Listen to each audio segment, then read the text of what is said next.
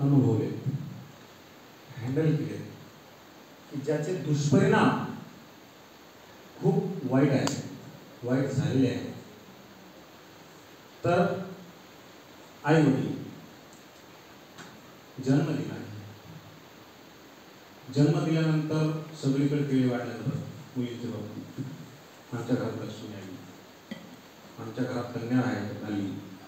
लहान वयात असताना आई वडील एखादी गाडी वगैरे घेतली तर तिच्या पायाला कुंकू लावतात, त्या गाडीवर चिपकवतात, घराच्या दरवाजावर चिपकवतात, पावलानं चालवत आणतात. किती आनंद असतो, अगणित आनंद असतो. त्या आनंदाला सीमाच नाही आहे. तो आनंद आपण कुठल्या याच्यात कल्पना करू शकत नाही किंवा त्याची तुलना करू शकत नाही की आई वडिलांना किती आनंद झाला असतो. तो की मुलगी झाली, त्या मुलींकडे बघा ज्या मुली आज भारताच्या राष्ट्रपती झाल्या. त्या माननीय प्रतिभाताई पाटील, कल्पना चावला, किरण बेदी, सानिया मिर्झा, पी.व्ही. सिंधू, ज्यांनी स्वतःच्या हसण्या खेळण्याचे दिवस त्यागून, आता तुमचं वय हसण्या खेळण्याचं आहे, परंतु हे हसता खेळताना तुम्हाला तुमच्या भविष्याचं करिअर करायचं आहे. परंतु त्यात काय होतंय, आपलं मन भरकटतंय. आणि या 2-3 वर्षाच्या कालावधीमध्ये, 2 वर्षाच्या कालावधीमध्ये जेव्हापासून ऑनलाईन सुरू झालेला आहे तेव्हापासून 75% सत्यानाश झालेला आहे. कारण जवळपास ज्युनियर क्लास पासून तर 12वी किंवा ग्रॅज्युएशन पर्यंत प्रत्येकाला मोबाईलची गरज होती. ऑनलाईन शिक्षकांना हे ऑनलाईन आवडायचंच नाही, आताही आवडत नाही. कारण जो संवाद फेस टू फेस होतो, जे आत्मीयता, जी अटॅचमेंट विद्यार्थ्यांसोबत गुरुजनांची होती, ती ऑनलाईन होत नाही. त्याचे दुष्परिणाम हे झालेले आहेत की विद्यार्थ्यांना चष्मे लागले, काहींना डोक्याचे आजार सुरू झाले, डोकं दुखणं आजार सुरू झाले, काहींची मेमरी लॉस व्हायला झालेली आहे. कारण 10 मिनिटं आधी काय घडलेलं आहे आठवत नाही, मोबाईलचे रेडिएशन्समुळे. कारण मोबाईल जवळपास 2 फुटाच्या आतमध्ये ठेवावा लागायचा. कारण आपला फेस आपल्या गुरुजनांना दिसला पाहिजे, आपल्या शिक्षकाला दिसला पाहिजे, टीचरला दिसला पाहिजे जवळ. मग ते डोळे वटारून बघायचं, कारण ताण पडायचा, मेमरीवर ताण पडायचा, पूर्ण बॉडी स्ट्रक्चर व्हायचं, 6-7 तास 4-4 तास बसून राहायचं, व्याधी सुरू झाल्या. आणि सर्वात मोठी व्याधी लागली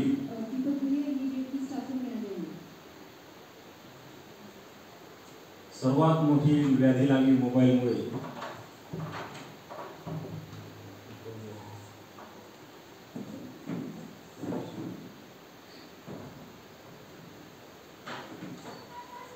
मोबाईलमुळे सर्वात मोठी व्याधी लागली ती म्हणजे प्रेम. विषय गंभीर आहे, खूप गंभीर आहे. अनुभवलाय म्हणून तुमच्या समोर शेअर करतोय. कारण तुमच्या जीवनात असा दुष्परिणाम यायला नको, भविष्य स्पॉइल व्हायला नको.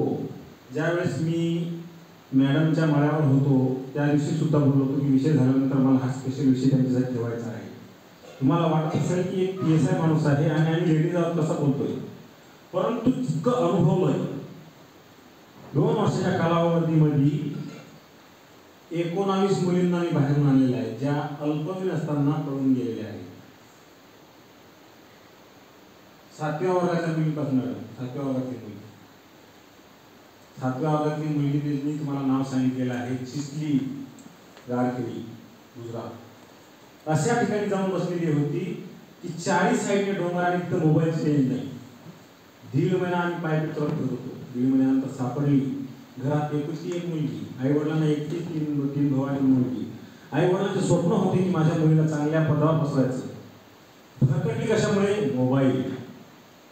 दुष्परिणाम, कारण मोबाईल हँडल करता करता करता करता आपण यूज करायला लागतो फेसबुक. मोबाईल हँडल करता करता करता करता आपण यूज करायला लागतो स्नॅपचॅट. मोबाईल हँडल करता करता यूज करायला लागतो इंस्टाग्राम. मोबाईल हँडल करता करता करता यूज करायला लागतो व्हॉट्सॲप.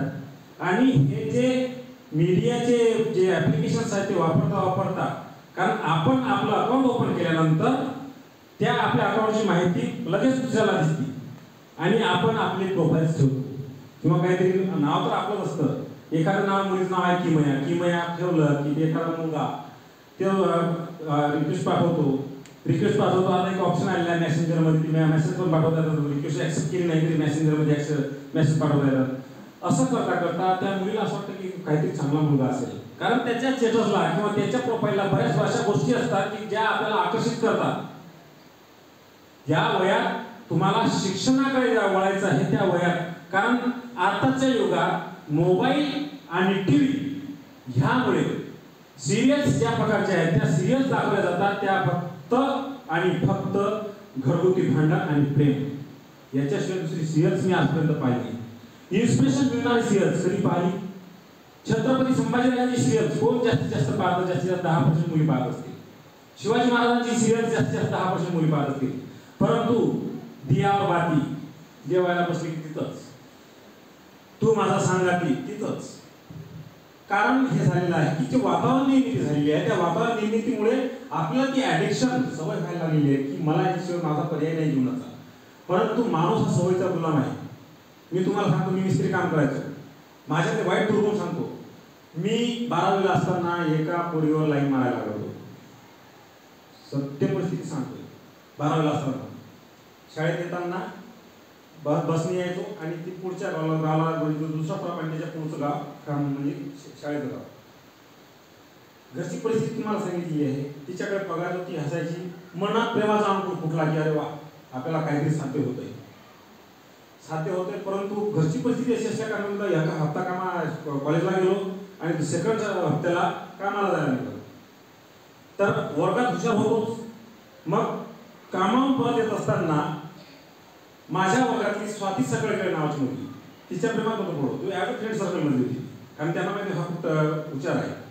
तर मी बस स्टँड जवळ येता येता ती मुलगी स्वाती सगळीकडे आली तिच्या सायकलवरून आणि मी तिला विचारलं, मला स्वाती एक हप्त्याच्या ज्या नोट्स तयार झाल्या असतील मला अभ्यासाला दे, कारण एक हप्ताभर मी कामाला गेलो. तिला माहिती होतं गरीब आहे त्याचा. तर तिने तिच्या साईटमधून ते नोटबुक काढले आणि दिलेत मला नोट्स. आणि त्याच ठिकाणी सौंदर्य प्रसाधनाचं दुकान होतं. त्या दुकानावर ती मुलगी जिच्याकडे मी पाहून हसायचो, ती माझ्याकडे पाहून हसायची, खूप फुटला होता. तिने मला पाहिलं. आता तिला वाटलं हा आपल्याकडे पाहून त्यामुळे समोर सुद्धा होतो. माणसाच्या जीवनात ठोकर आणि हुशार करण्याची संधी येते आपल्याला जीवनात की हुशार हो. मग आता जे गाव शहरापासून जवळचं असतं ते गाव बदमाश असतं जास्त, कारण पुढच्या गावांच्या लोकांना मारतात.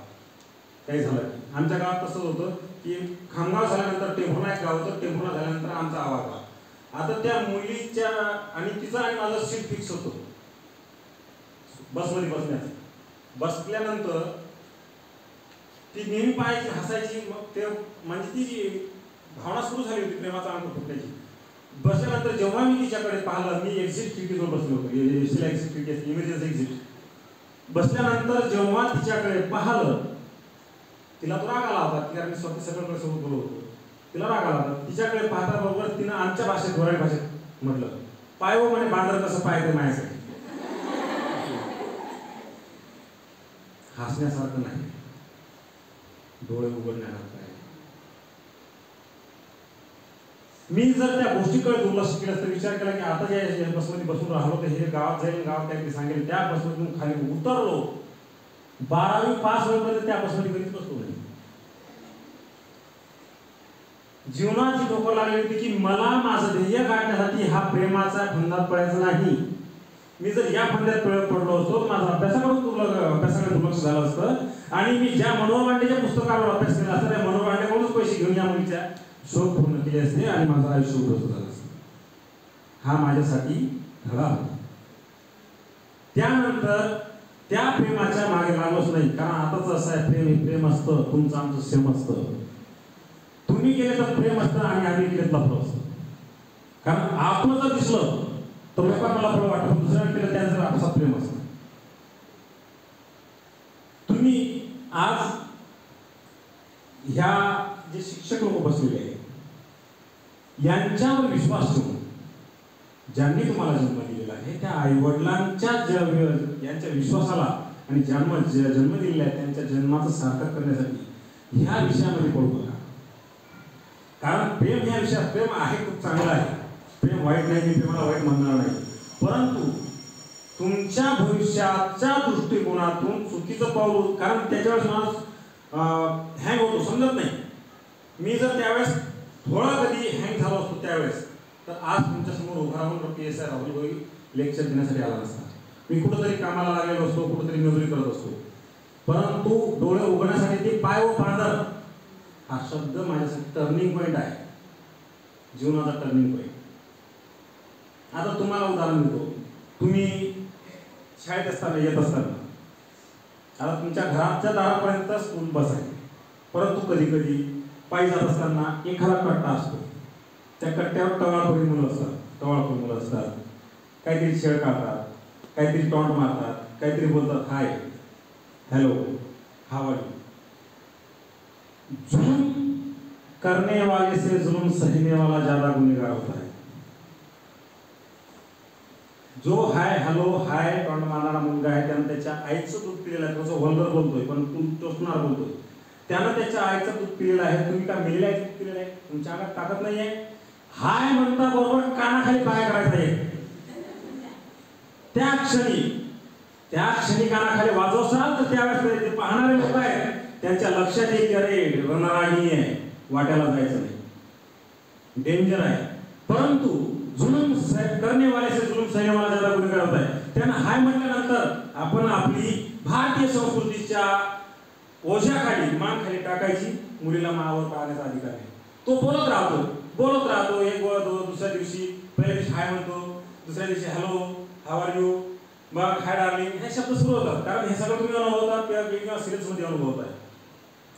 जर पहिल्या दिवशी तुम्ही त्याला प्रत्युत्तर दिलं असतं तर त्याची युनिटी वाढली असती आणि तुमची ही सवय त्याला असं वाटतं की आपण एवढं बोलायला लागलो, हिला काही फरक पडत नाही, म्हणजे ही माझ्याकडे अट्रॅक्ट होत. कारण अट्रॅक्ट होण्याचे कारण भरपूर आहेत. आता मुलं पाहतो ते वेगवेगळे कलर दिलेले केस, इथून वरतीच केस असतात, खाली काही टकलं असतं. हा त्यांना काय वाटतं, त्याच्या आईवडिलांना काय वाटतं त्याबद्दल आपल्याला बोलायचं नाही आहे. त्यांच्या आईवडिलांनी जन्म दिला, त्यांचा तो त्यांच्यासाठी हिरा आहे, परंतु हिरा त्यांच्या जीवनाची माती करत आहे हे त्यांना समजत नाही आहे, त्यांच्या इज्जतीची माती करत आहे हे त्यांना समजत नाही. परंतु तुमच्या आईवडिलांची इज्जत ही तुमच्या हातात दिलेली आहे, झाकली मूठ 1.25 लाखाची. अभिमान वाटला पाहिजे आपल्या आई बाबाला की खरंच माझी मुलगी गेलेली आहे, शिक्षणासाठी गेलेली आहे. जेव्हा तुम्ही एखाद्या पोस्टवर जाल, उच्च पदस्थ अधिकारी व्हाल, तेव्हा तुमच्या आईवडिलांना वाटेल की खरंच मी माझ्या मुलीवर विश्वास ठेवला होता, माझ्या मुलीच्या शिक्षकांवर विश्वास ठेवला होता, त्यांनी जे शिक्षण दिलेलं आहे ते माझ्या मुलीने सार्थक केलं होतं. जर तुम्ही प्रेमाकडे भरकटल्या आयुष्य उद्ध्वस्त होणार नाही. जी आता 13 वर्षाची मुलगी गेली होती, तिथली बाळ गाळ करून आली होती, ती 7वीला होती. तो मुलगा जेसीबीवर ड्रायव्हर होता. जेसीबीवर ड्रायव्हर असलेल्या मुलाच्या त्या मुलीला काय पाहिलं. आता तुमच्याकडे बऱ्याच मुली 7वीला आहेत, तर तुम्हाला घरी जेवण करताना कुठल्या अन्नापासून किती व्हिटॅमिन्स काय मिळतं हे समजत नाही, तुम्हाला प्रेम काय करणार. तुम्ही भरकटताय त्या चंदेरी दुनियेला, आभासी दुनियेला. कारण तो मुलगा कसा होता, जेसीबीवर काम करायचा, त्याला मजुरी चांगली मिळायची, एखाद्या वेळेस 50 रुपये चॉकलेट, एखाद्या 20 रुपये चॉकलेट, काही हवं असं गिफ्ट, मग ती ॲडिक्ट होत गेली. आणि रात्री आई वडील झोपल्यानंतर त्याला नंबर दिला होता आई वडिलांच्या सॅमसंग टाउस मोबाईल, छोटासा 1200 रुपये, त्याच्यावर कॉल करायची. तर एका महिन्याच्या कालावधीमध्ये 1700 कॉल होते त्या मुलीचे, त्या मुलीला रात्री 3 वाजता. 13 वर्षाची मुलगी. काय असते प्रेमाची व्याख्या तरी समजते का, जीवनाची तरी व्याख्या समजते का, जीवन काय आहे. ह्या वयात दुष्परिणाम कशामुळे झाले आहेत, मोबाईलच्या ॲडिक्शनमुळे. तुम्ही मोबाईल वापरा. मी तुम्हाला आन्सर सरांचं उदाहरण दिलं. त्या व्यक्तीला अँड्रॉइड मोबाईल कलेक्ट झाल्यावर सुद्धा हँडल करता येत नव्हता, कारण ध्येयाने पछाडलं होतं. कलेक्ट झाल्यानंतर त्यांच्या पिऊकडून शिकले की मोबाईल कसा वापरायचा, कारण मोबाईल वापरलाच नाही. जोपर्यंत ध्येय गाठत नाही तोपर्यंत मोबाईल काय फरक पडला असता का. आजपासून 25 वर्षापूर्वी मोबाईल नव्हते, माणसाचं जीवन थांबलेलं होतं का. सर्वात महत्वाची गोष्ट काय आहे, तर जो कौटुंबिक कम्युनिकेशन आहे, कौटुंबिक सुसंवाद आहे, तो संवाद दुरावत चाललेला आहे. घरी गेल्यानंतर 40 वर्षापूर्वी जोपर्यंत घरातला प्रमुख व्यक्ती घरी येत नाही तोपर्यंत घरातली कुठलीही व्यक्ती जेवण करत नव्हती किंवा कुठलीही गोष्ट शेअर करत नव्हती. परंतु आता अशी कंडिशन आहे की मुलगी शाळेतून आली किंवा मुलगा शाळेतून आला तर बाप घरी येऊ अथवा ना येऊ, बाप म्हणजे एटीएम, एनी टाइम मनी, जेव्हा मागले तेव्हा मिळतं. एवढंच फक्त बापाचं अस्तित्व आपल्या याच्यात ठरवून घेतलेलं आहे. गुरुजनाचं अस्तित्व मी सांगतो, आजही माझ्या गुरूंचा मला फोन आला तर डोळ्यातून पाणी येतंय. ज्यावेळेस मी माझ्या गुरुजनांना सांगितलं की सर मी PSI झालो, तर त्यांनी फक्त एवढं तुला शाबास बेटा की त्यांनी दिलेल्या शिक्षणाचं खरंच सार्थक झालं. शाबास एकच शब्द आहे. किती अभिमान वाटतो माझा. मग तुम्हाला जर तसा अभिमान वाटू द्यायचा असेल स्वतःविषयी तर भरपटू नका. प्रेम असावं, प्रेम करावं. But when after M. What is the meaning of after M? Not after M means master. तुम्ही मास्टर डिग्री घेतल्यानंतर MA, MCOM, MSc, कारण त्यानंतर तुझ्या सुखासाठी मी करेल रक्ताचेही पाणी, वाटेत वाहण्या फुले तुझ्या, वाटेत वाहण्या फुले तुझ्या सदा राहील अनवाणी. आपल्या पायात चप्पल घालण्यासाठी बाप अनवाणी सुद्धा राहतो. माझा बाप राहिलेला आहे. माझ्या पायात चप्पल आणण्यासाठी माझ्या बापाने चप्पल घेतली नव्हती, माझ्या मुलाला चप्पल पाहिजे. तर बाप म्हणतो की तुझ्या सुखासाठी बाळा करेल रक्ताचेही पाणी, वाटेत वाहण्या फुले तुझ्या सदा राहील अनवाणी. जिंकण्या यशाचा भवसिंधू तू, जिंकण्या यशाचा भवसिंधू तू, मी तुझा नावाडी होत राहील. म्हणजे तुझ्या यशाचे नाव मी हाकत राहील.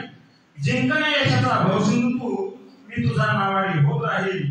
गीत तुझ्या यशाचे मी असं म्हणतात गात राहील. तुझं जे यश मिळालं की मी असं म्हणतात गात राहील. माझ्या मुलीने यश मिळालं. गीत तुझ्या यशाचे मी असं म्हणतात गात राहील. चालण्या टाक मानेने मला, बघा बाप काय म्हणतो, चालण्या टाक मानेने मला तुझ्या शब्दाची आस आहे. बापाला शब्द द्या, चुकीचं पाऊल उचलणार नाही, वेगळ्या चुकीच्या मार्गाने जाणार नाही. चालण्या टाक मानेने मला तुझ्या शब्दाची आस आहे. अभिमान वाटावा सदैव तुझा हाच मनी एक ध्यास आहे. अभिमान वाटावा सदैव तुझा हाच मनी एक ध्यास आहे. पुढचं बघा खूप सिरियस आहे. जगणे तुझ्या हातात माझ्या, जगणे तुझ्या हातात माझे, माझ्या मरणाचं कारण होऊ नको. जगणे तुझ्या हातात माझे, माझ्या मरणाचं कारण होऊ नको.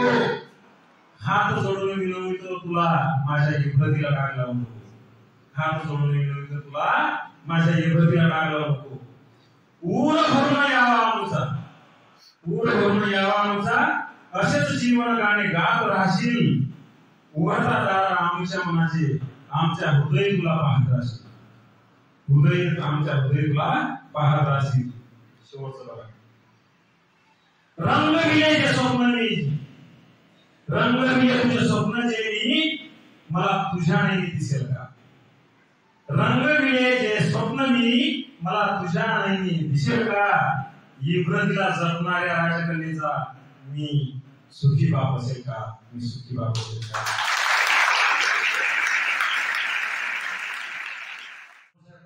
जवळपास 100 पासून झाली, 100. बापाची इब्रत, बापाची इज्जत, बापाची प्रतिष्ठा धुळीस मिळाल्यानंतर जन्म देणाऱ्या आईला काय वाटत असेल? तुमचं अस्तित्व काय आहे? त्या आईचं अस्तित्व काय? सुरुवातीला बोलतो मी कोण, माझं अस्तित्व काय? माझं अस्तित्व त्या आईने 9 महिने 9 दिवस पोटात ठेवला आणि जन्म दिला, पुन्हा जन्म घेऊन जन्म दिला. जन्म देणं सोपं नाही आहे. त्या आईला विचारा की बाळाला जन्म देताना शरीराची काय शिजवते, तरी बाळाच्या पहिल्या रडण्याच्या आवाजाने आईच्या चेहऱ्यावर हसून म्हणतं की माझं अस्तित्व पूर्ण झालंय, मी आई झाले, मला बाळ झालं. ते दुःख, तो त्रास, ती सगळं सहन करून हसते. तिच्या चेहऱ्यावर हास्य येतं. ते बाळ मुलं असो, आईला कधीच वाटत नाही मला मुलगी व्हायला पाहिजे किंवा मुलगा व्हायला पाहिजे, मला फक्त बाळ. आणि तुम्ही वयाचे 70 वर्षापर्यंत जिवंत राहिला तरीही ती आई अशी जीवन आहे असेल तरी तुम्हाला बाळच नाही. तुम्ही वयाने कितीही मोठे झाला, कितीही मोठे झाला, तरीही आई आणि वडिलांसाठी आपण बाळच असतो. दिवसभर तुम्ही बाहेर आल्यानंतर 10 मिनिट जर लेट झाला, फिक्स टाइमला घरी जाताना 10 मिनिट लेट झाला की आईचा जीव कसा विसरायला लागतो. माझं बाळ का आलं नाही, माझी मुलगी का आली नाही, माझी सोनपरी का आली नाही, काय झालं असेल, मैत्रिणीच्या घरी जा, तुला भेटली का, एखाद्या नातेवाईक तुमच्याकडे आली का, की अधिकार निर्माण होती तिला की मी ज्याच्यासाठी यांना हिला पाठवलेलं आहे, माझ्या बाळाला काही प्रॉब्लेम नसेल, तिला काही त्रास नसलो तर मायेने कवटाळते घरी आल्यानंतर आणि डोळ्यातून पहिले आसू पडतात प्रेमाचे. आईने जोरात कानाखाली चापड जरी मारली पण त्या 10% रागात 90% प्रेम असतं. रागा कुठे कधीच करणार नाही, काय स्वरूपी राग यायला येणारच नाही. की त्या आईचं महात्म्य वर्णन करताना समुद्राच्या पूर्ण पातळी संपून जाईल, आकाशगंगा संपून जातील, परंतु आईचं महात्म्य वर्णन करता येणार नाही.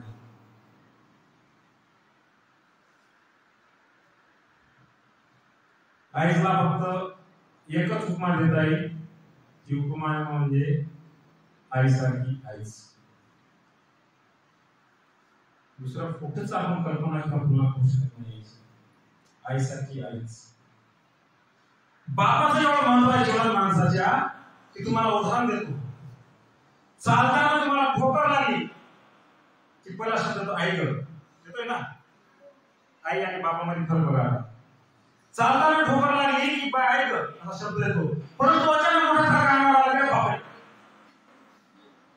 जेव्हा माणसाला मोठ्या संकटाचा सामना करावा लागतो किंवा मोठं संकट येतं की तेव्हा बापाचं नाव ऑटोमॅटिक कोणावर येतं. बाप किती मोठा असेल, किती महान असेल, काय त्याग असेल. उदाहरणार्थ माझ्या बापाचं सांगतो, ज्या वेळेस मला हॉस्टेलमध्ये टाकलं मॅडम आणि हॉस्टेलचे सुपरिटेंडेंट असतात, हॉस्टेलमध्ये त्यांना विद्यार्थी पाहिजे, परंतु विद्यार्थी मला टाकल्यानंतर माझे वडील माझ्यासाठी त्या सुपरिटेंडेंटच्या पाया पडले होते. बाप पाया पडला माझ्या मुलाकडे. 100-150 किलोमीटर लांब होत. 13 वर्षाचा 14 वर्षाचा मुलगा 18 होता. की त्या पाया पडण्यावरून समजलं की आपला बाप आपल्यासाठी काय त्याग करतो. असा बाप प्रत्येकाच्या जीवनातच आहे आणि आलेला आहे, परंतु आभासी दुनियेत वावरताना तुम्ही बापाला आणि आईला आणि गुरुजनांना महत्त्व देण्याची विसरलेली आहे.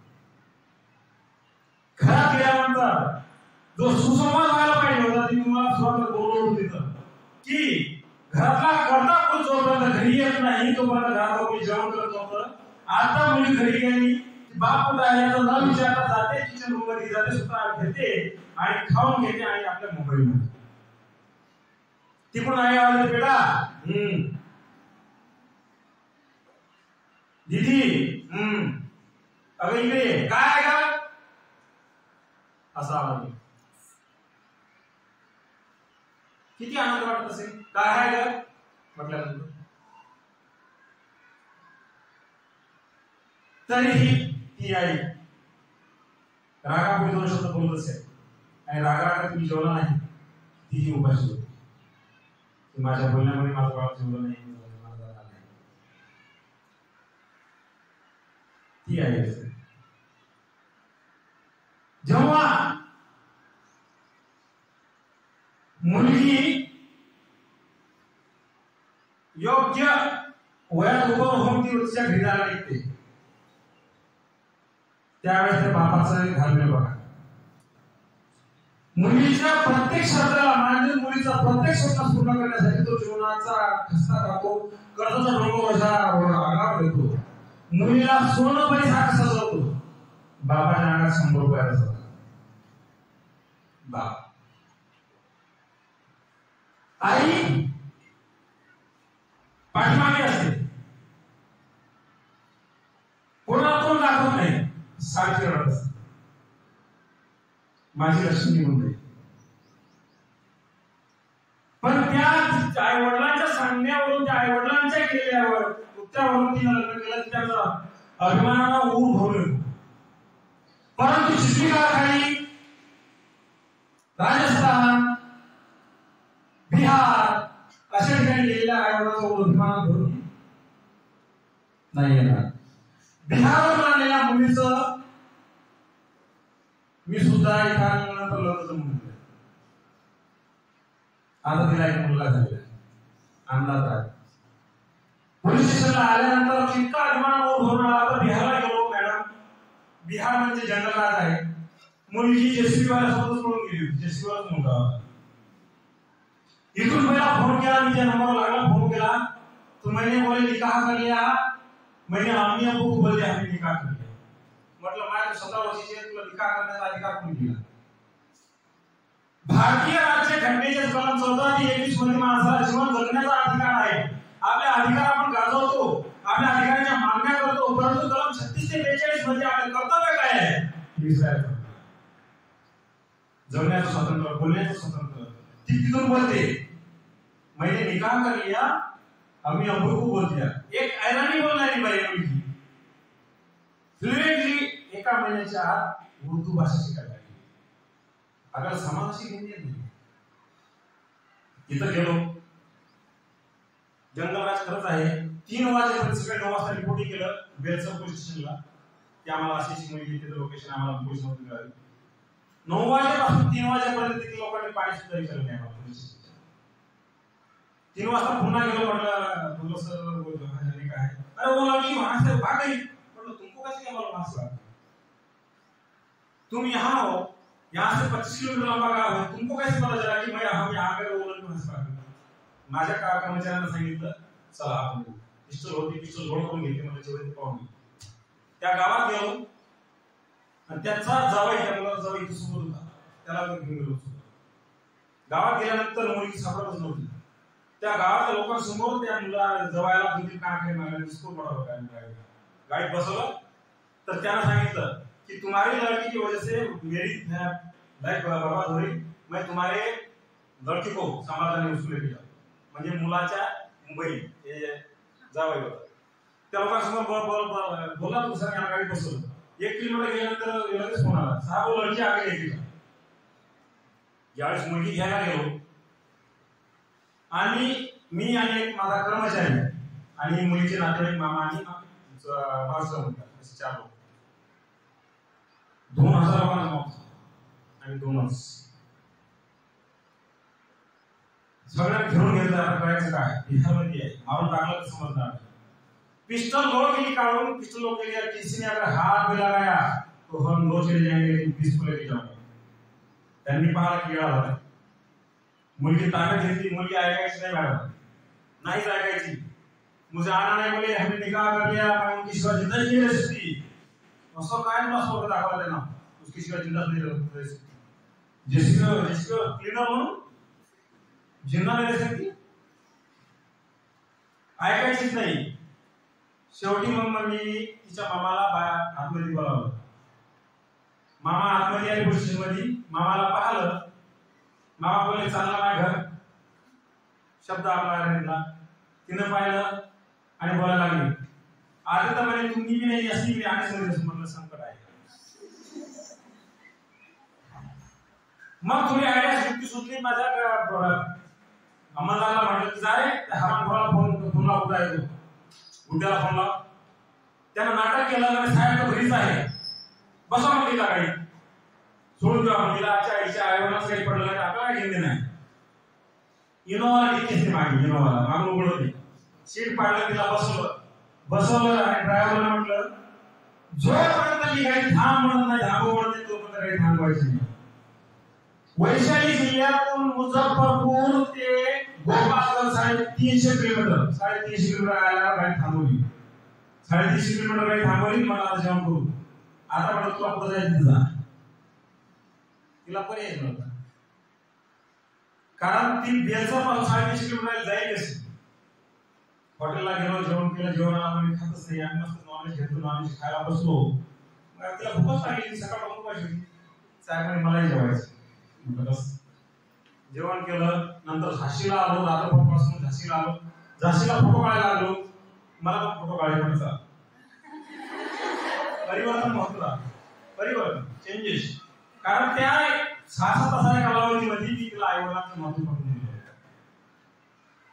फक्त ते फोटो काढण्यासाठी लगेच राजी नाही दिली, तो कालावधी केला. माझे सगळे झोपलेले होते, ती मुलगी आणि मी. येताना ती मुलगी माझ्या खांद्यावर मान टाकून झोपली होती. किती विश्वास निर्माण केला असेल. गाडी माझ्या शेजारी बसली, बोलता बोलता बोलता बोलता तिला झोप लागली. तिने माझ्या खांद्यावर मान ठेवली की हा माणूस माझी सुरक्षा करेल. ते मॅडम बोलल्या की तुम्ही प्रेम कसं जिंकता? वाणी. आपली वाणी जेवढी चांगली असेल तेवढं जिंकता येईल. घरी आणलं आणि निघलो, झाशी निघालो. रात्री 4 वाजता नॉनस्टॉप वन साइड 1835 किलोमीटर. 1835 किलोमीटरचा प्रवास नॉनस्टॉप केला. 2 तास किलोमीटर. 4:30 वाजता इथं पोहोचलो. आई वडील आले. तर आई वडिलांनी, तिच्या नवरीच्या आई वडिलांनी माझ्या पायावर लोटा आणून घेतला की साहेब आमची मुलगी येणार नव्हती. आम्हाला खात्री होती की बिहारमधून मुलगी येणं शक्य नाहीये. तुमच्यासारख्या माणसाने मुलगी आणली, तुम्ही खरंच देव माणूस आहात. त्यावेळेस अभिमान वाटला की आय एम पोलीस. मला पोलीस असल्याचा एका बापाला, एका आईला बाळ त्याच्या ताब्यात दिलं. त्यानंतर ती मुलगी माझ्या घरी जेवायला आली. बोलावलं होतं. तिनं मला घरी जेवायला बोलावलं. तिच्या आई वडिलांनी शेतात नेलं आणि त्यावेळेस सांगितलं माझ्या मुलीसाठी मुलगा बघा. बहुला मुलगा बघितला. पोहोचवा लग्न झालंय, चांगल्या आनंदात राहते आणि एक मुलगा झालेला. अभिमान. पण चुकीचं पाऊल उचलल्यामुळे जे स्वप्न होतं तिचं, ती मला बोलीनंतर मला पोलीस व्हायचं होतं. म्हटलं आता काय, आता संसार सांगायचा. अकॅडमीत टाकायचं म्हणजे मला नाव टाकायचं होतं. पण चूक का केली? त्या वयात समजत नाही की आपण काय पाऊल उचलतो. प्रेम हे आंधळ असतं, चांगलं असतं. प्रेमासमोर कोणीही महत्वाचं नसतं. इतकंच प्रेमात करून दिलेलं आहे. तर वेळ भरपूर झालेला आहे. तुमच्या परिणाम बापाची हाक, तुम्ही हाक बापाची ऐकलेली आहे. तुमच्यापर्यंत बाबाला शब्द देतो त्या कवितेच्या माध्यमातून. शब्द आहे मुलीचा. मुली शब्द देते बापाला. शब्द देते बाबा तुम्हा. शब्द देते बाबा तुम्हा, त्या तडा कधी देणार नाही. शब्द देते बाबा तुम्हा, त्या तडा कधी देणार नाही. माझ्यातील तुमच्या लाल ओझ्याला, माझ्यातील तुमच्या लाल ओझ्याला काळ कधी करणार नाही. शब्द देते बाबा तुम्हा, त्या तडा कधी देणार नाही. माझ्यातील तुमच्या लाल ओझ्याला, ओझ म्हणजे रक्त, माझ्यातील तुमच्या लाल रक्ताला काळे कधी करणार नाही. सदैव तुमच्या इबरतीला बाबा मी जपणार आहे. सदैव तुमच्या इबरतीला बाबा मी जपणार आहे. जपण्या तुमच्या संस्काराला जीवन माझे करणार आहे. जपण्या तुमच्या संस्काराला जीवन. आई तुझ्या दुधाचे, आई तुझ्या दुधाचे पान कसे भिडणार? आई तुझ्या दुधाचे पान कसे भिडणार? उपकार माझ्या जीवनी तुझे, उपकार कसे भिडणार? उपकार माझ्या जीवनी तुझे, उपकार कसे भिडणार? आभाळ एवढे प्रेम तुझे, आभाळ एवढे प्रेम तुझे, तुमची धरणी एवढी माया. पांग फेडण्या दिया जन्माचे माझी वाहून टाकेल काया. पांग फेडण्या दिया जन्माचे माझी वाहून टाकेल काया. बाबा तुमच्या आठवण्याला, मुलगी पण शब्द देते, तुमच्या वतीने शब्द देतो बाबाला.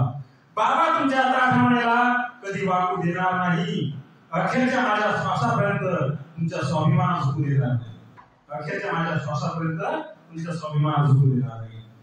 शब्द देते तुम्हा तुमचे, शब्द देते तुम्हा तुमचे, मी स्वप्न साकार करणार. शब्द देते तुम्हा तुमचे, मी स्वप्न साकार करणार. अहो आयुष्य माझे तुम्हा चरणी, अहो आयुष्य माझे तुम्हा चरणी. माझा श्वास तिथे संपणार, माझा श्वास तिथे.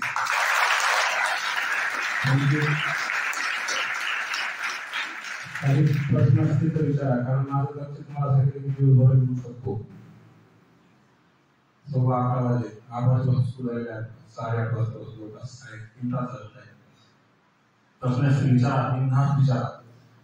मी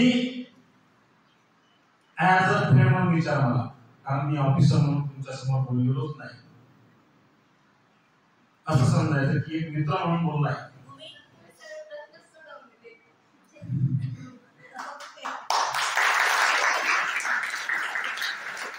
आणि बोलण्याच्या ओघात बऱ्याच शब्द थोडेसे भरले येतात, परंतु ते बोलावं लागतात, परिस्थितीनुसार बोलायला लागतात. तर मनाला ठेस पोहोचली असेल किंवा भावना दुखावल्या असतील तर क्षमस्व आहे. तुमचे काही प्रश्न असतील, काही कुठले प्रश्न असू द्या, विचारा. माणसानं संधीची वाट पाहू नये आणि संधी आली ती सोडू नये.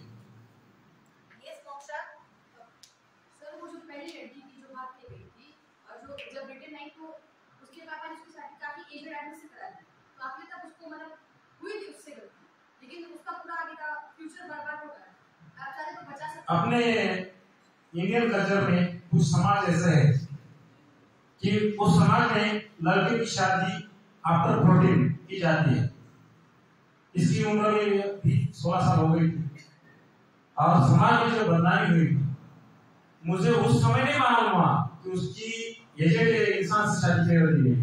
जब वो लड़की एक बच्चा लेके आई माँ बाप के घर और मैं किस कारण उस गांव में गया था, उस समय मुझे मालूम हुआ कि उसकी शादी 38 इयर्स के इंसान से की गई.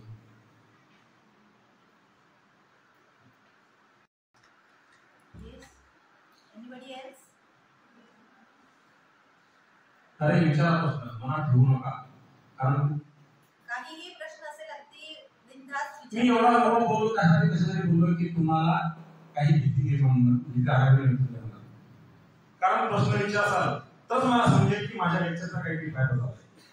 नाहीतर तुम्ही जर बोललेच नाही तर मग मला समजेल कसं की फक्त नळी भूंकळी सोनारे इकडून तिकडे गेले वाट.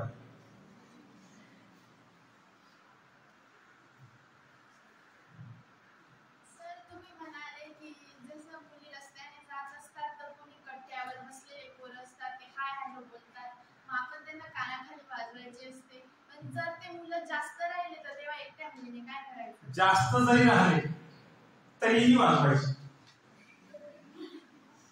कारण भारतीय कायदा हा स्त्रीकडून जास्त आहे.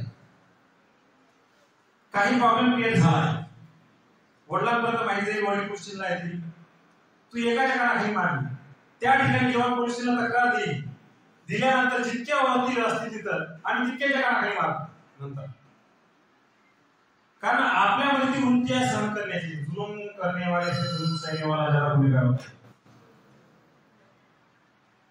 आणि तिथे जर कोणी दुसरा व्यक्ती अवेलेबल नसला आपल्याला एक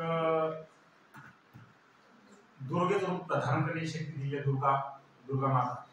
तसंच तोंड पण दिलेलं आहे, आरडाओरड तर करू शकतो ना. तेवढं झाल्यानंतर फक्त तेवढं केल्यानंतर बाकीचं पुढचं काम ऑटोमॅटिकली होत राहतं. परंतु सहन करत आलो त्यांची ती रिवाज सहन नका. सहन करत असाल त्यांची ती हिंमत वाढत जाते की अरे काही फरक नाही पडली. मग ते आपण सहन करत राहतो, ती पूजा करत राहतो. एक दिवस असा येतो की आपण त्याला असं वाटतं की नेहमीच्या कटकटीपेक्षा याला हौस म्हणून बघतो. ठीक आहे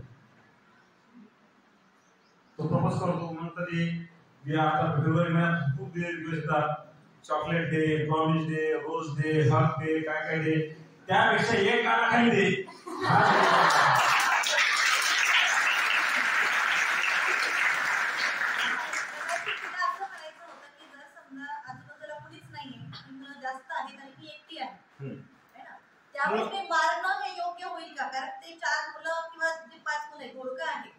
मुलं सहसा हे जी मुलं आहेत जास्त डेअरिंग बाज नसतात, गुन्हेगारी वृत्तीची असतात, ते लिमिटेड असतात. परंतु त्याने हाय केल्यानंतर आपण सरळ गेलो तर त्याची डेअरिंग वाढते.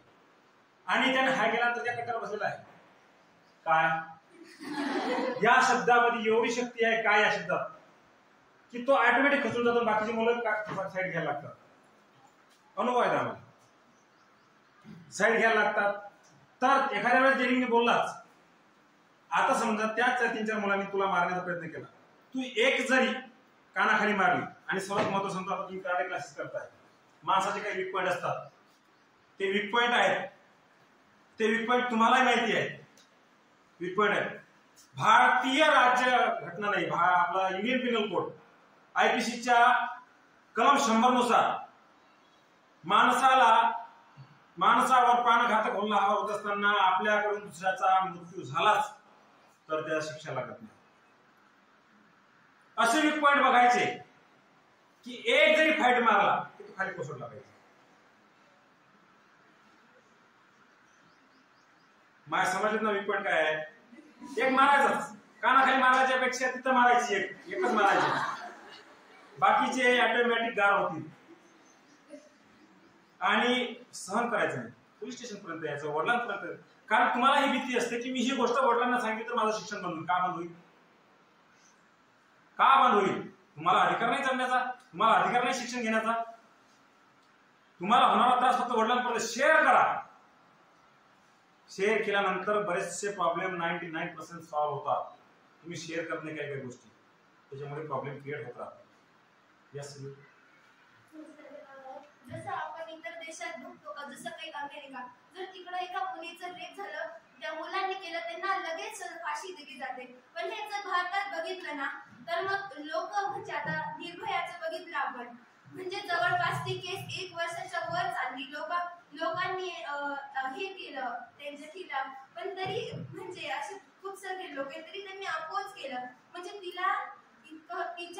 तिला हे भेटण्यासाठी, हे तिचं वय चांगलं होण्यासाठी लोकांनी इतका प्रयत्न केला. मग त्यांना कुठेतरी हे तिला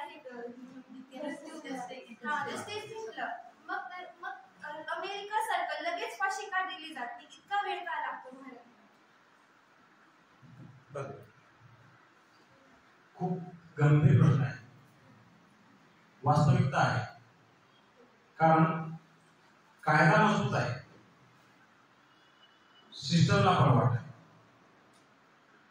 कायदा मजबूत आहे, कायद्याची अंमलबजावणी करण्यासाठी सगळे प्रयत्न केले जातात, परंतु सिस्टमला परवाट आहे. कारण एखाद्या मुलीवर बलात्कार झाल्यानंतर, आता या विषयावर यूज आपण आलो होतो, एखाद्या मुलीवर रेप झालाय, तिच्या बाबतीत फिर्याद दाखल केली गेलेली आहे, परंतु ज्याने रेप केला त्याच्या पाठीमागे असे हात असतात आणि असे वकील असतात की त्या माणसाने रेप केला असतो. कारण हा खटला चालवण्यासाठी मग वर्ष आपला बसला तारीख.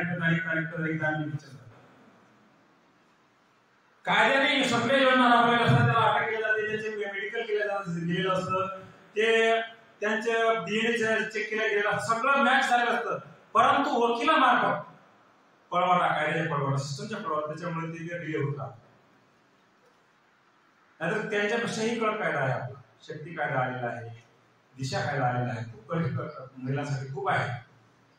तर त्याच्यावर तुला एक कविता सांगतो. तू जे बोललेली आहे त्याच्यावर कविता आहे. ही कविता आहे निर्भया बलात्कार प्रकरण, दिल्ली. स्त्रीवर होती अत्याचार इथे, आपल्यावर होती बलात्कार.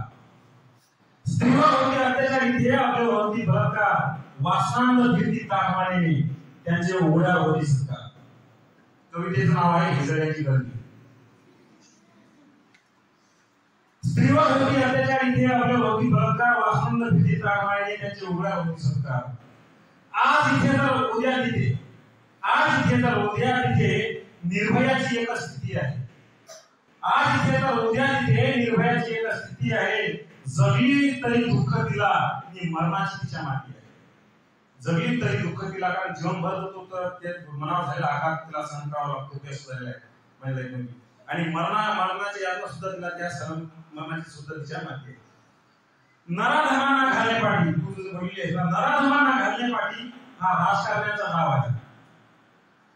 नराधमांना घालणे पाठी हा राजकारण्याचा डाव आहे. कारण जाणती ते जनतेमध्ये त्यांच्याच शब्दाला भाव आहे. कारण जाणती ते जनतेमध्ये त्यांच्याच शब्दाला भाव आहे. किती निर्भया आल्या गेल्या, किती निर्भया आल्या गेल्या त्यांच्या भावनांच्या विजयावृत्ती. किती निर्भया आल्या गेल्या त्यांच्या भावनांच्या विजयावृत्ती. लसके तोडण्यात त्यांच्या शरीराचे नराधमांची कुंकून झाली. लसके तोडण्यात त्यांच्या शरीराचे नराधमांची कुंकून झाली. कायद्याचे नाही भय त्यांना, कायद्याचे नाही भय त्यांना, कारण हिजड्याची तेथे गर्दी आहे. कायद्याचे नाही भय त्यांना, कारण हिजड्याची तेथे गर्दी आहे. श्रमला जनतेचा जनक सोबती, मग टाळ्याचीच गर्दी आहे, मग टाळ्याचीच गर्दी.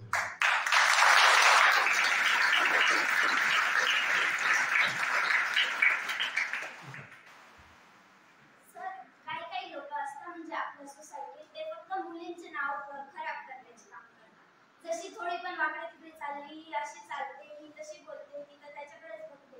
जरी आपण केलेलं नसलं तरी ते खूप काम करतात असे घाण आरोप लावण्याचे. तर मग आपण कसं उत्तरच द्यायचं, कसं बोलायचं? त्यांना उत्तर आपल्या कर्तृत्वातून द्यायचं. ती तुला सिद्ध करायला लागेल. जशी सीतेची अग्निपरीक्षा झाली होती तशी अग्निपरीक्षा द्यायची. आपण आपलं कर्तव्य करत राहायचं आणि एक दिवस असा निर्माण करायचा की त्याच्या तोंडाला चपराक बसली पाहिजे. When you got a super class officer, ते पण तू प्राप्त केलं ना त्यावेळी चपराक बसेल की मी खर्च करतो या मुलीची बदनामी करतो. बोलायचं नाही. निंदकाचे घर असता विषय नाही.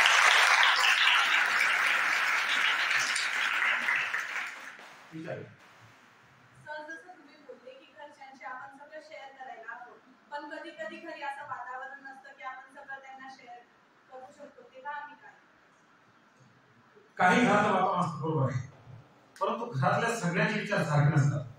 व्यक्ती तितक्या प्रवृत्ती, जशी दृष्टी तशी कृती. आपल्या घरातील एखादा व्यक्ती तरी आपल्या जवळचा असतो किंवा आपल्या घरातील व्यक्तीच्या आपल्या सोसायटीमध्ये किंवा आपल्या नातेवाईकामध्ये एखादा व्यक्ती जवळचा असतो, त्याच्यासोबत बोलतो. मग आपण आपले जे प्रॉब्लेम्स आहेत ते क्लिअर झाले आहेत त्या व्यक्तीला शेअर करायचे, तो व्यक्ती घरी सांगेल असं होत आहे. तुम्हाला घालून तुम्हाला सांगत नव्हती कोणतं असं होतं. शेअर केल्यानंतर प्रॉब्लेम होतो. सर पण कधी कधी जर आपण घरी सांगितलं की माझी एखादी मैत्रीण होती की मी हे केलं किंवा ते केलं, तर त्यांचा आपल्याकडे बघण्याचा जो वे असतो तो बदलतो. हिने काय विचारलं, ती सोसायटी बदनामी करतात. ती व्ह्यू जो चेंज झालेला आहे आपल्याकडे बघण्याचा, तो बदलण्याचा, त्यांचा आपला विश्वास निर्माण करण्याचा आपल्याला कर्तव्यातून आपल्या वक्तव्य सिद्ध करावं लागेल की मी तशा प्रकारची नाही. केव्हा होईल? 10वीला 95%, 12वीला 90%, एक्झामला कॉम्पिटेटिव्ह एक्झामला मेरिट लिस्टमध्ये त्या सिद्ध होईल ना. परंतु योगायोगाने कधी काय होतं की रस्ता चालला नाही खात आपण क्लासमेट मिळतो बोलताना मग ते वाईला वाटतं की मुलगी तर तशी भरकडायला लागली, मग ते आपल्याला सिद्ध करावं लागेल. आपण ज्यावेळेस बोलू, आपण शेअर करू त्यावेळेस सिद्ध होईल. आणि तुम्ही मुलीचा शब्द दिलेलाच आहे त्या पद्धतीने बोलायचं. तुमच्या इब्रतीला राग लागतो. विश्वास द्या त्यांना, पालकांना विश्वास निर्माण करावा लागेल. सर तुम्ही बोलले की जर मुलांनी छेडखानी केली तर आपण त्यांना मारायचं, पण काही जणांचा इगो हर्ट होतो, त्याच्याने ते ऍसिड टाकतात, नाही तर किंडामध्ये प्रयोग करतात. मग त्या गोष्टीबद्दल आता हे मे बी झाले ऍसिड प्रत्येक टाकत नाही. आता एकतर्फी प्रेमातून ऍसिड आला होतो, एकतर्फी प्रेमातून नाही, तर त्याला आपण टाळू शकत नाही. होणारी घटना दुर्घटना आहे ते काही सांगू शकत नाही. परंतु सेल्फ डिफेन्स, तुम्हाला सेल्फ डिफेन्सचे काही धडे दिले जातात, कराटे प्रशिक्षण दिलं जातं, त्याचा वापर करा ना. भविष्य अंधारलेलं आहे, त्यात काय होईल हे सांगू शकत नाही. परंतु आहे आतापासून संकट आणणार कशाला घ्यायचं? त्या संकटाला धैर्याने सामना करतात त्यावेळेस. त्या संकटाला घाबरून घाबरून घाबरून घाबरून तू पूर्ण मोठं हा काय संकट होता पूर्ण युद्ध जागा घेते ना. त्यावेळेस सामना केला तर मे बी होऊ शकतं की त्याच्यात परिवर्तन होईल आणि ते पुन्हा दुसऱ्या मुलीची शिवाय काढणार नाही. अकिरा आलाय ना.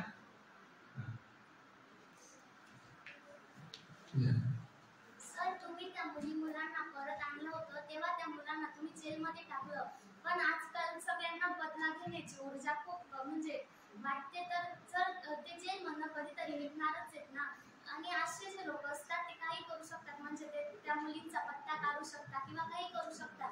आणि असं नाही की 24 तास आपल्यासोबत कोणीतरी असेल आपली रक्षा करण्यासाठी. तर मग ते मुलांनी जर आपल्या आयुष्याचं परत काही बरं वाईट करण्याचा प्रयत्न केला तर त्यावेळी आपण काय करायचं? तुम्हाला इंग्लिश कोर्स 100 करून सांगितले की आपल्याला प्राणघातक हल्ला होतोय आणि आपल्याला निश्चित खात्री आहे की आता मरणार. तर माझा जीव वाढवण्यासाठी जर मी माझा सेल्फ डिसिप्लिन मृत्यू झाला असेल त्याच्यावर मी आरोपी होणार.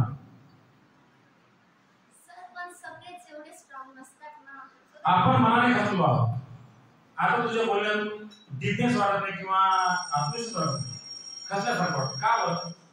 3 तासापासून मी लेक्चर करतोय की तुमच्या ऊर्जा निर्माण व्हायला पाहिजे. खचून जाऊ नका. तुम्ही स्वतःला आपला का समजता? आपले होते अत्याचार आपला का समजता? तुम्ही सहन करत गेला म्हणून तुमच्या अत्याचार व्हायला लागले. सहन करू नका ना. सुरुवातीला बोललो की जुलूम करणे वाले सैन्यवाला जातात गुन्हेगार, आपण गुन्हेगार का व्हायचं, काय सांगताय? त्यांना त्याच्या आईचं दूध पिलेलं आहे, आपण मेलेल्या दूध पिलेलं आहे का? त्याच्या अंगाचे रक्त आहे तेच आपल्या आई वडिलांच्या अंगातलं रक्त आपल्या अंगात आहे ना. मग आपल्या आई वडील काय लुळे मागे होते का? नव्हते ना. मग त्यांनी जे होतं आपल्याला संस्कार केले भिडा ना, घाबरायचं नाही. आणि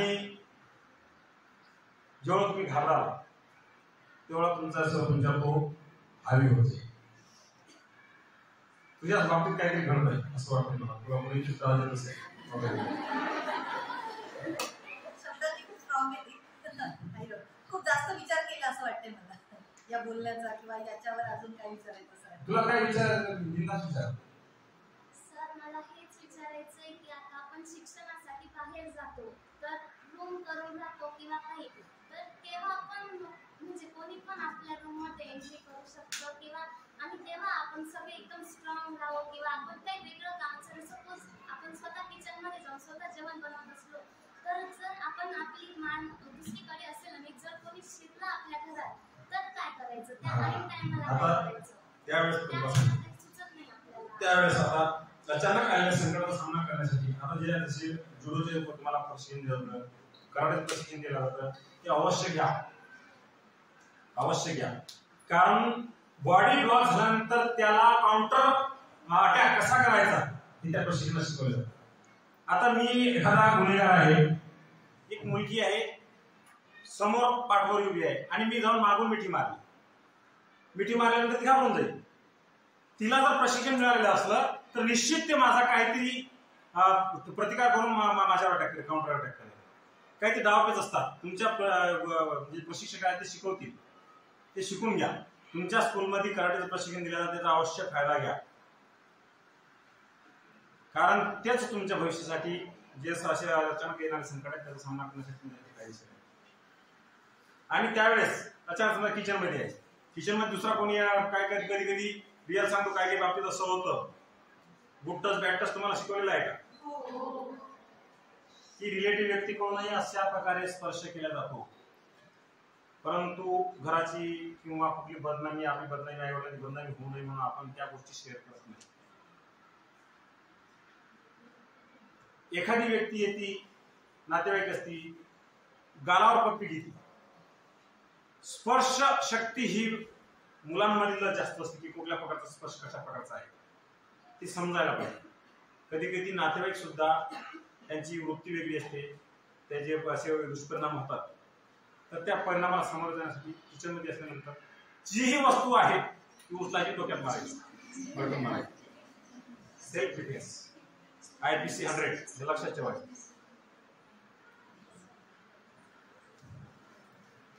सर तुमच्या लाईफमध्ये एवढं स्ट्रगल होतानाही तुम्ही PSIच्या पोस्टपर्यंत पोहोचले. लाईक म्हणजे आता तर आम्ही सर्व अवेलेबल आहे, लाईक सर्व भेटते, आपल्याला चांगलं एज्युकेशन भेटतंय, इव्हन आम्ही स्पोर्ट्सकडे पण चांगलं करतो आहे. तर तुम्ही आम्हाला जर इथे कोणाला जायचं असेल, पोलीस फील्डमध्ये जायचं असेल तर तुम्ही त्यांना काय सजेस्ट कराल की तुमच्यामध्ये हे गट्स असतील तर तुम्ही ते करू शकता, किंवा आणि तुम्हाला काय वाटतं की तुमच्या ह्या जॉबविषयी की याच्यापेक्षा कुठला चांगला जॉब आहे का? कोणत्या टाईपच्या पर्सनॅलिटी हे करायला पाहिजे, म्हणजे लाईक पोलीस झाल्यासाठी किंवा कोणी करण्यासाठी तुमच्यामध्ये कोणते प्रोफेशन चूज केलं पाहिजे? बस 3 इडियट कोणी पाला? 3 इडियट सगळ्यांनी पाला ना? तुझ्या प्रश्नाचं उत्तर आहे त्याच्यावर की माझ्या अपेक्षांचं ओझं, गुरुजनांच्या अपेक्षांचं ओझं विद्यार्थ्यांवर किंवा पाल्यांवर टाकायला नाही पाहिजे. पालकांना त्याच्यामध्ये असलेल्या सुप्त गुण त्यांनी म्हणजे त्यांची त्याळायचे, सुप्त गुण काय आहेत हे बघायचं आणि त्या दिशेने त्यांना प्रोत्साहित करत राहायचं. आता तुझं मत झालं एक दुसरं पोलीस मध्ये जायचं असेल तर काय करायचं? ऍट फर्स्ट पोलीस खात्यात आता साहजिक आहे, खूप मोठे पोलीस खात्या व्यतिरिक्त इतर खाते आहेत की त्याच्यात खूप मोठं पद, प्रतिष्ठा, सगळं मान सन्मान आहे. परंतु खाकीवरचं पॅशन, माझ्याजवळ जर कलेक्टर उभे असतात तुम्हाला त्या कलेक्टर तुम्ही पाहिलं नसतं कारण माझ्या अंगावरती पॅशन. तर तुम्हाला खाकीवरतीच पॅशन आहे तर सर्वात पहिली महत्वाची गोष्ट म्हणजे तुम्हाला तुमचा आत्मविश्वास सुदृढ करावा लागेल ऍट फर्स्ट की I am liable for police constable और पोलीस ऑफिसर. मी त्या पदाच्या लायक आहे. फिजिकली फिटनेस मी सांगितलं तुम्ही 8व्या वर्गापासून 8 ते 10 किलोमीटर विमानाने रनिंग करायचं. 8व्या वर्गात मित्राला बोलवतो IPS व्हायचं पण IPS समजून नव्हतं परंतु म्हटलं आता झपाटलं चालू द्यायचं. नाही पोलीस मध्ये सिलेक्ट झालं फिजिकल फिटनेस होता नाही. माझे मित्र मला बरेच बोलतात जे आता मी व्यायाम करतो वगैरे करतो व्यवसाय तुमचं वय 40 आहे असं वाटत नाही 30-32 वर्षाचं आहे. कारण व्यायामाने माणूस फ्रेश राहतो वृत्ती चांगली राहते विचार पॉझिटिव्ह एनर्जी क्रिएट होते. मी सायंकाळी 11ला झोपलो 12ला झोपलो आता 24 तास ड्युटी 12ला झोपलो तरी मला 3:45 ते 4:15 वाजेच्या दरम्यान जाग येतेच.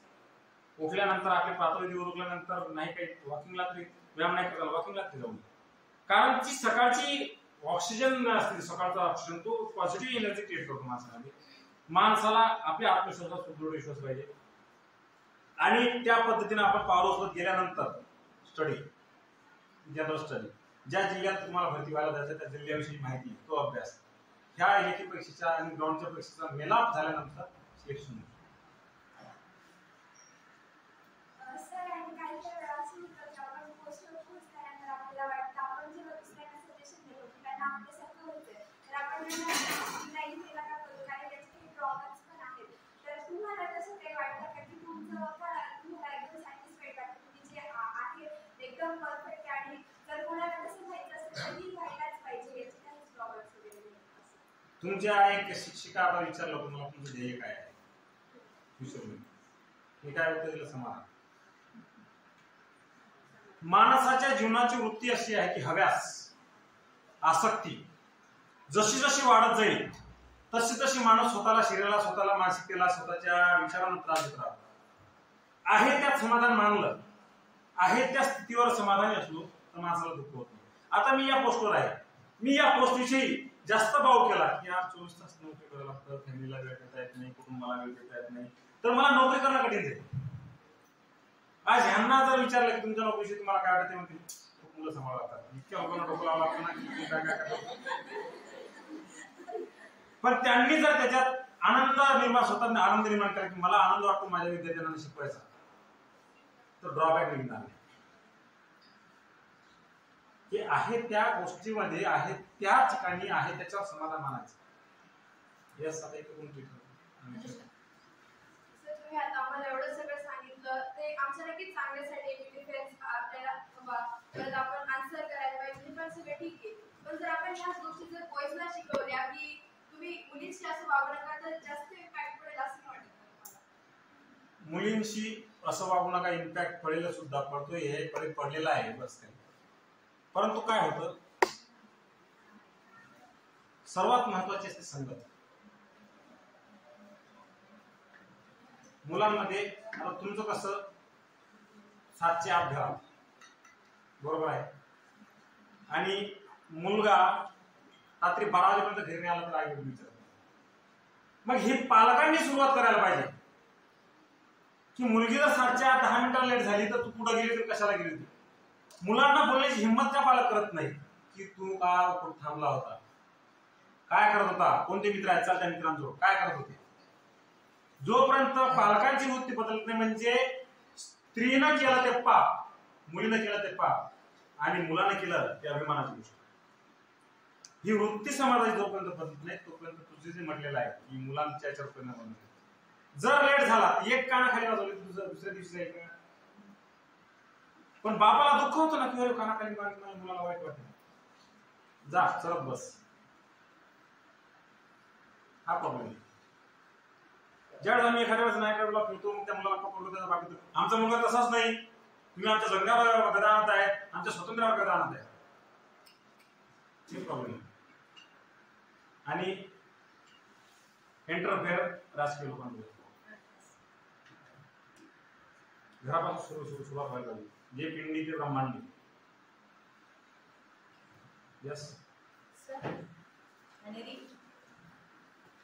तो ऍक्च्युली कधी कधी असं होतं की आता सगळे सोशल मीडिया झाले की म्हणजे स्नॅपचॅट इंस्टाग्राम तर कधी कधी आपण हॅकिंगमध्ये इन्व्हॉल्व असतो तरी सुद्धा काही मुलं असं करतात की आपल्या नावाचं अकाउंट बनवून दुसऱ्या मुलाची चॅटिंग करतात आणि असं होतं की तो समोरचा मुलगा आहे तो आपल्याकडे वेगळे नजरेने बघायला सो अशा परिस्थितीमध्ये आपण काय केलं पाहिजे? आता हा झाला सायबर क्राईमचा भाग. जसं माहीत पडलं तसंच लगेच पोलीस स्टेशनला यायचं, कारण ते सहन करत राहिलो तर आणखी बदनामी होती. पोलीस स्टेशनला आल्यानंतर जेव्हा दूध का दूध पाणी का पाणी होतं ना, तेव्हा त्या लोक मुलांना मित्र समाजाला समजतं की नाही या मुलीचं असं काही नाही आहे, कारण ही मोबाईलच वापरत नाही, ही कुठून खेळणार आहे. मग ज्याने केलं त्या सर्ववरून आम्ही त्या व्यक्तीला पकडतो आणि त्याला जी कायद्यानुसार आहे ती शिक्षा दिली जाते. पण समोर यायला पाहिजे. कौन से विचार होते हैं? सर आपने जैसे बोला कि सेल्फ डिफेंस के लिए आप क्रिमिनल या जो भी है उसको आप मार सकते हो, बट अगर ये पब्लिक में हुआ तो वो विटनेस होते हैं, बट अगर सपोज रात में हुआ तो और रास्ता पूरा सुनसान है और कोई विटनेस नहीं है और अगले सुबह कोई आया और देख लिया कि इधर मर्डर हो गया, उसने अगर समझा कि मर्डर हुआ है तो वो केस कर सकता है ना कि वो हो जाने के बाद भी वो बात जो होती है वो अपन को प्रूव करती आनी चाहिए. सर बट कुछ ऐसे पीपल होते कि जानबूझ के वो केस को ना अपने साइड में करते हैं कि हाँ ये मर्डर ही है इसीलिए जानबूझ के किया है. जानबूझ के बोलने वाले बोलते रहेंगे. मी काय सांगितलं कायद्याच्या पळवाटा आहे, दुसऱ्या वाचवण्यासाठी पळवाटा आहे, वो तो करेंगे नहीं. लेकिन जब वो प्रूव करने की बात आती है उस समय अपन को वो जो वहाँ की कंडीशन थी वो बता के खुद को प्रूव करना पड़ेगा कि ऐसा हुआ, ऐसी हालत हुई थी, ऐसी सिचुएशन आई थी, उसमें मेरे सेल्फ डिफेंस में ऐसा होगा. सर आपने जैसे बोला कि वो लॉयर ने ऐसे केस लॉयर्स करते कि ये केस बढ़ाते जाते, तो ऐसे कुछ पुलिस होते मतलब होते हैं तो वो भी ऐसे मतलब हर एक समाज में अपनी उंगलियां एक जैसी रहती है. हाथ की उंगली मैंने अभी भी बोला है कि व्यक्ती तितक्या प्रवृत्ती, जशी दृष्टी तशी सृष्टी में जसा विचार करे तसा मला माणसं भेटत. अपने घर में अपन जब रहते हैं तो उस समय घर के सभी लोगों के विचार एक जैसे नहीं होते. तेरी विचारधारा अलग होंगी, माँ की विचारधारा अलग होंगी, पिताजी की विचारधारा अलग होंगी, भाई की विचारधारा, सब लोग अलग अलग विचार के होते हैं, उनकी थिंकिंग अलग होती है. तो ऐसा चलते रहता है समाज में, उसके सिवा समाज बनता नहीं. लेकिन खुद को प्रूव करके आना चाहिए. सर बट अभी इस प्लेस में अगर हमने समझा कि हमको सेफ्टी है, बट अगर हम एजुकेशन के या फिर घूमने के लिए बाहर गए और उधर की पुलिस वैसी है और हम प्रूव करने की कितनी भी कोशिश करें बट वो कुछ साथ नहीं दे रहे, तो हम उस टाइम क्या करें? उस टाइम कैसा है, कभी कभी सिच्युएशन आती है, अपवाद असतात, त्या अपवादांचा सामना करण्यासाठी काही काही गोष्टी आपल्याला कराव्या लागतात. उसको समय लगेगा लेकिन न्याय मिलेगा. सर ऐसे हमारे लॉ में कभी नहीं होता कि मतलब जो अन्याय है उसको ही साथ देते, मतलब सॉरी जो ट्रुथ है उसको कभी उसको डाला जाता है और झूठा है वो उसका साथ दिया जाता है. नहीं न्याय नहीं मिलता कभी, मतलब जो करेक्ट इंसान है उसको भी जेल में डाल देते हैं. कैसा कभी कभी मस्ट डिपेंड ऑन करेंसी. पैसा बोलता है, होता है, इसकी वजह से कभी कभी हमें भी हार माननी पड़ती है. सर कुछ फिर कर नहीं सकते वो सिस्टम का भाग है. अपन का सोचना अपन कैसे ग्राउंड लेवल पे ग्राउंड लेवल पे काम है. जब वो हाई अथॉरिटी से उसमें कुछ चेंजेस बदलाव आएंगे तब हो सकता है बेटा. जब सना चाहे कि मैं ऐसी जगह पर बैठूं, मैं सारा कंट्रोल कर पाऊं, है ना, तो सब जरूर हो सकता है. Okay thank you sir.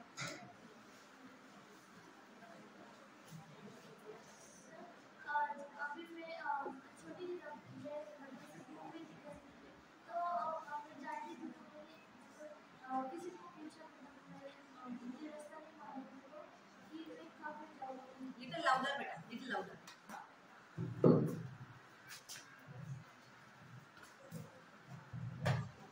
Sir अभी मैं से घूम गई थी तो मैं छोटी थी तब, तो मैंने एक आजी को पूछा था कहाँ पे, तो मैंने सिर्फ पूछ लिया था, मुझे पता नहीं था कि वो अच्छे क्या बुरे। तो अभी हमें कैसे पता चलना चाहिए कि वो अच्छे क्या बुरे, हमको पूछने की व्यवस्था। उसका तो यह की गई, वो पूरी सिचुएशन ब्लाइंड रहती है उस समय कि कौन कैसा है, किसके जहन में क्या चल रहा है, ये मैं नहीं बता सकता। लेकिन मेरी नीड उस समय क्या है, उस बारे में मैं पूछताछ कर रहा हूँ। अगर वो सही रास्ता दिखा रही है तो समझ लेना कि रॉयल पर्सन, और गलत रास्ता बताए तो समझ लेना कि वो सही नहीं है। स्टेप बाय स्टेप ये जरूर समझ में आता है बेटा किसी की भी।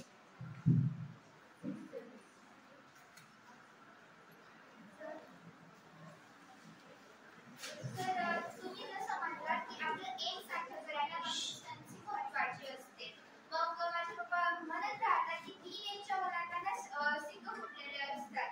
ते एकदम वेगळ्या दिशेने कधी वळतात, मग त्यांना हे करायचं, मेंटेन करायचं असतं की मग ते कन्सिस्टन्सी मेंटेन करायला अभ्यासात काही टिप्स सांगा. कन्सिस्टन्सी मेंटेन करायला अभ्यासाच्या टिप्स की कन्सिस्टन्सी मेंटेन्स करायला अभ्यासाचा टिप्स अशा तर काही नाही आहे, परंतु जीवनात एखादं ध्येय असेल, ते गाठायचं असेल तर त्या ध्येय गाठण्यासाठी जे एखादा आयडियल पर्सन त्या पदावर पोहोचलेला आहे त्याने कशा प्रकारे त्याचं जीवन व्यतीत केलेलं आहे, अभ्यासाचं असो स्ट्रगलचं असो, त्याने कशा प्रकारे ते साध्य केलेलं आहे ते डोळ्यासमोर ठेवून त्यांना आदर्श मानून आपण आपली कन्सिस्टन्सी कंटिन्यू करायची.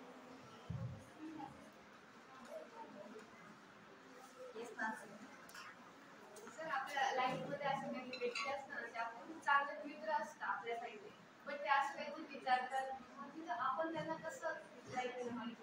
तुझं उदाहरण झालं की आपल्या मित्रमंडळीमध्ये एखादी वर्ष चांगला क्लोज फ्रेंड असतात, पण एखादा प्रेमाविषयी बोलतो की माझं तुझ्यावर खूप प्रेम आहे, डायरेक्ट तू मला खूप आवडतेस असं वगैरे, म्हणजे ते अनुभव आहेत ना.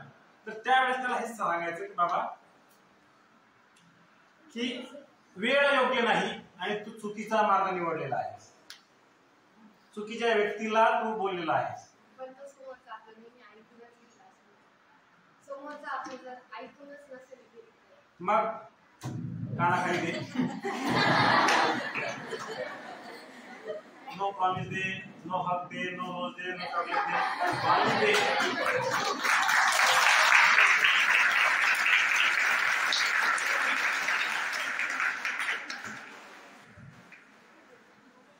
झाले.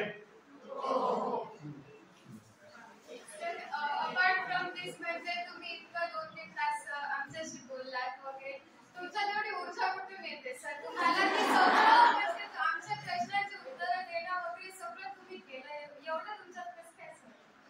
ऊर्जा येण्याचं सर्वात महत्वाचं कारण परिस्थितीतून मिळालेला अनुभव.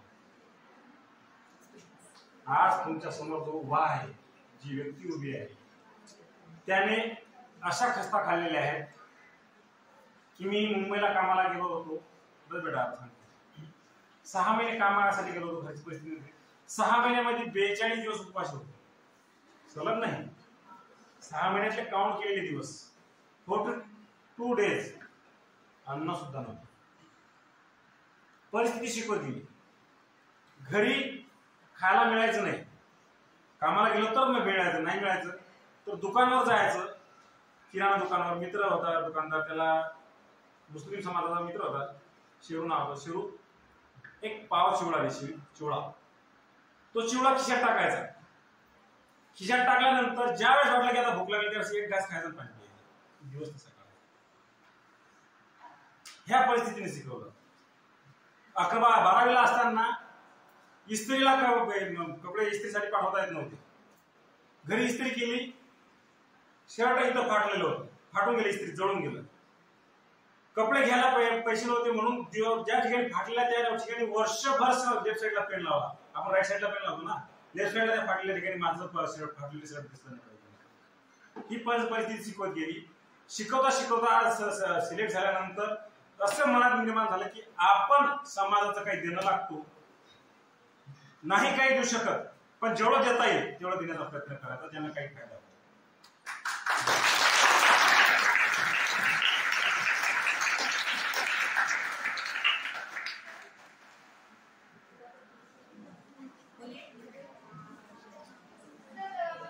आता